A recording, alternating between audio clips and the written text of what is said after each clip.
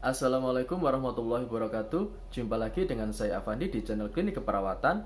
Dalam video kali ini kita akan mengulas seputar diabetes mellitus. Pernahkah Anda mendengar tentang istilah diabetes mellitus atau yang biasa disebut dengan kencing manis? Dalam video kali ini kita akan membahas apa sebenarnya diabetes mellitus tersebut, bagaimana tanda dan gejalanya. Namun sebelum hal ini kita bahas lebih lanjut dalam video kali ini, jangan lupa untuk subscribe terlebih dahulu.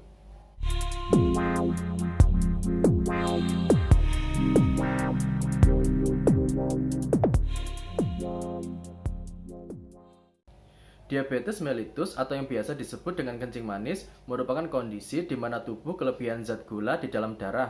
Hal ini biasanya disebabkan oleh tubuh yang tidak bisa menggunakan atau melepaskan hormon insulin.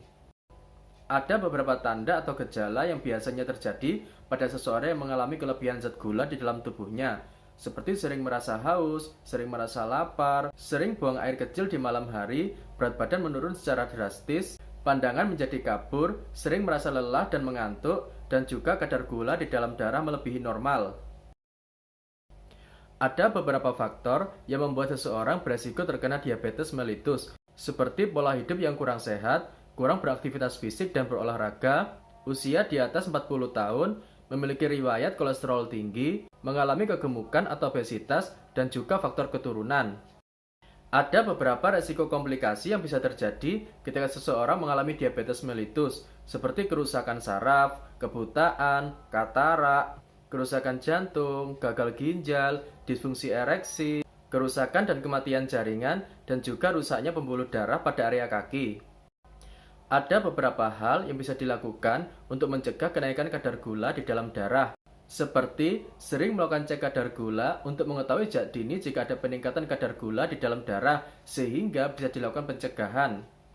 Jaga pola makan dengan mengkonsumsi makanan-makanan yang sehat, berolahraga secara rutin, dan menjaga berat badan agar selalu ideal.